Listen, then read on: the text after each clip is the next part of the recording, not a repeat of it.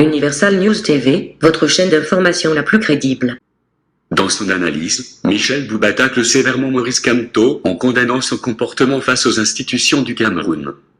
Michel Bouba affirme que Maurice Kamto avait reçu des financements pour créer le désordre à l'intérieur du Cameroun.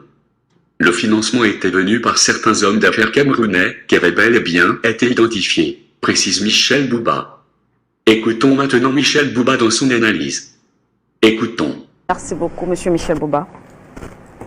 Oui, madame Manuela, je crois que nous abordons là le pan, n'est-ce pas, de ce débat qui nous permet de savoir et de démontrer au Camerounais s'il y a un complot international contre notre pays ou bien contre le régime de Yaoundé. Alors, vous savez, il y a beaucoup d'événements qui ont couru. Beaucoup d'événements sur le plan diplomatique, sur le plan politique et sur même le plan des médias. Cette histoire a commencé il y a environ 5 ans. Nous avons commencé, l'Organisation internationale Transparency a commencé à émettre des rapports sur l'état du Cameroun concernant la corruption, en présentant le Cameroun comme l'état le plus corrompu dans le monde entier. 2 fois de suite, ils ont fait ce rapport en présentant les différents indices qui démontraient que le Cameroun était l'un des États au monde le plus corrompu. Après, cet indice a baissé. Ça a baissé après les dispositions qui ont été prises par le gouvernement camerounais, dont par son chef, le président Biya. Alors, la CONAC, la NIF, ils ont fait leur travail. Ça a suivi par Amnesty International, à son tour, qui a informé Jeune Afrique pour dire qu'il y a un ancien, n'est-ce pas, putschiste camerounais, M. Guérandi, qui avait été enlevé, qui a été ramené au Cameroun, torturé et assassiné. Et ça a continué. Ça a continué dans cet état pour soulever les populations. Toujours Amnesty International et Transparency sont donc associés sous l'auspice de l'Union européenne, financés à hauteur de près de 1 million d'euros, pour demander, n'est-ce pas, qu'ils mettent dans sa presse les différentes hautes autorités au comité de l'État qui sont comme des dauphins de M. Biya. On a commencé par M. Mebengo, on a fini par Laurent Esso. Tout ça, c'était pour soulever la population. Ça n'a toujours pas marché. On a donc présenté la situation de la malgouvernance au Cameroun. Transparency, ONG internationale. Alors, après la malgouvernance, on a démontré qu'au Cameroun, il y avait la violation flagrante des droits humains et des libertés. Et après, sont entrées en scène maintenant les associations de la société civile à l'intérieur du pays, capacité. Les associations des consommateurs. Ils ont commencé à présenter les inflations, le coût des inflations sur le marché, les conséquences sur le plan économique, ce qui était vrai. Mais très vite étouffé par le ministre du Commerce, n'est-ce pas, qui a démontré qu'au Cameroun, il n'y avait pas d'inflation sur le marché. Ça toujours, c'était toujours une autre manière de soulever la population. Ça n'a pas marché. On arrive maintenant à la période électorale. Oui. Ils ont préparé tout le pion à la période électorale qui a été précédée par la crise anglophone où M. Ayou Tabé, aux États-Unis, se baladait dans les chaînes de télévision, où je l'ai vu moi-même en direct dans les réseaux sociaux à Massachusetts. Il parlait de la crise anglophone et on le préparait pour descendre au Nigeria avec des armes où il devait mettre à la disposition des ambazoniens pour pouvoir empêcher que l'élection présidentielle puisse se dérouler au Cameroun et que le mandat de M. Biya expire. Que ça expire et qu'on dise que Biya ne peut plus gouverner. Un peu comme dans le cas de la Côte d'Ivoire, où on avait, n'est-ce pas, mis M. Gbagbo en difficulté pendant 10 ans. Et qu'il a signé des accords de Massoudi et ainsi de suite. On avait voulu amener M. Biya à cette élection. Biya a persévéré que l'élection présidentielle devait avoir lieu. Et cette élection a eu lieu. On sait comment ça a été contesté, n'est-ce pas? Maintenant, ils ont préparé la crise post-électorale. Et on ne sait pas par quel tour de passe-passe. Ils nous ont démontré qu'il y a un parti qui persévère et que son candidat avait gagné cette élection, alors qu'on sait que le Conseil a démontré, n'est-ce pas, à travers les débats qu'on a acceptés, les débats ouverts dans les chaînes de télévision, en direct, que chacun puisse défendre ses voix. Et que pour la première fois au Cameroun, parce que le gouvernement camerounais connaissait le dessous de cette affaire, connaissait la crise qui devait suivre, la crise post-électorale. Et là, on a donné la chance à tous les candidats de s'exprimer en direct, y compris leurs avocats. Les preuves ont été demandées dans toutes les parties. Il y en a qui n'ont pas apporté des preuves. Il y en a qui ont apporté des preuves fictives, les preuves qui n'étaient pas légitimes. Et ces preuves ont été rejetées et on a donc validé la réélection de M. Biya à la tête du Cameroun. Biya est donc resté président. Après 2 mois, J'ai dit bien, après 2 mois, cette élection, il y a eu un remaniement que M. Biya fait en tant que chef de l'État. Le jour de la prestation de serment, j'attendais que ces différents candidats qui disent qu'ils ont gagné. D'ailleurs, il n'y avait pas que Maurice Kamto qui avait dit qu'il a gagné.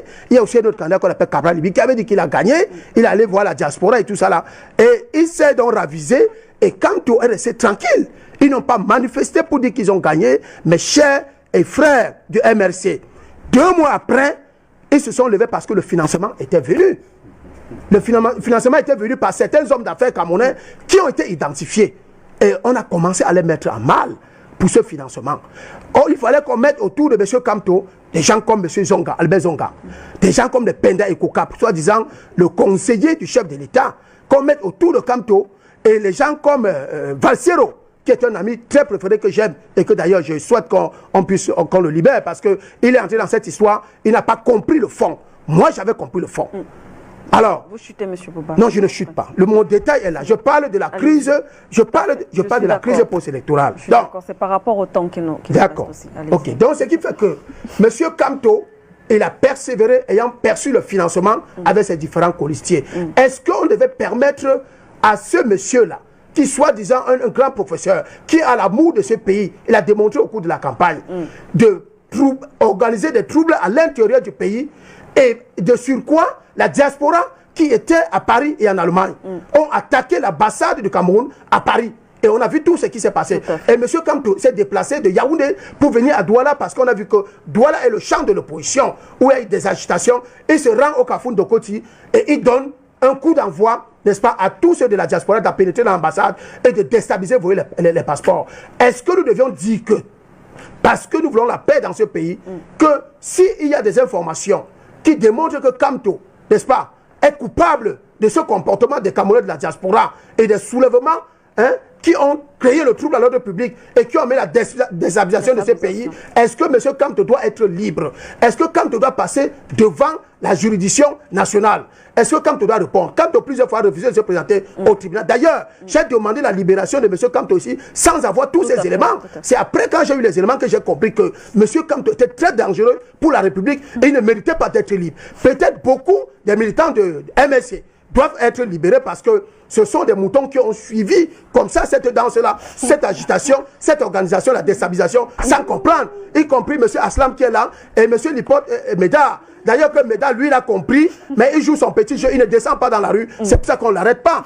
Donc je crois que le Cameroun nous appartient tous et que nous avons conscience. Il faut que la paix revienne dans le pays et que les gens qui ont posé des actes contre ce pays doivent répondre devant la justice. Sinon, ça va devenir une espèce de Texas. C'est-à-dire que même si c'est eux qui vont prendre le pouvoir, certains opposants vont se lever pour mener les mêmes actions et le Cameroun va se retrouver dans la rituelle de la déstabilisation. Donc il ne faut plus ça. Et je crois que les autorités camerounaises, quand on dit que M. Biya là, il ne dit rien, les dirigeants sont là, ils ne disent rien. Mais attendez, il faut rassembler toutes les preuves. On ne peut pas agir comme la Cour pénale internationale. C'est-à-dire qu'ils prennent des gens et qu'ils gardent, ils n'ont pas les éléments, et après 7 ans on les libère, on dit qu'ils n'ont rien fait. Je crois que il faut qu'on laisse le temps à la justice de faire son travail. Les gens ont accepté, ils ont accepté de mener des actions. Ils doivent être prêts à répondre. Et quand on va constater qu'ils sont innocents, on va les libérer. C'est simple comme bonjour. Merci beaucoup. Merci. Michel Bouba pense que certains Camerounais, qui sont en prison aujourd'hui, avaient suivi Kamto comme des moutons sans savoir le plan de déstabilisation qui se cachait derrière toutes les actions menées par celui-ci. Michel Bouba plaide pour la libération de ceux-là. Cependant, tous ceux qui ont posé des actes contre le Cameroun doivent répondre devant la justice. Pour Michel Bouba, Maurice Kamto est un homme très dangereux pour la République et ne mérite pas d'être libre. Universal News TV. Merci de suivre Universal News TV sur YouTube. Nous vous rassurons que les informations que nous diffusons au quotidien sont suffisamment crédibles. Alors, n'hésitez pas à liker la vidéo si elle vous plaît, et si vous êtes nouveau sur la chaîne. N'oubliez pas de vous abonner et d'activer la cloche de notification pour ne pas rater nos prochaines vidéos.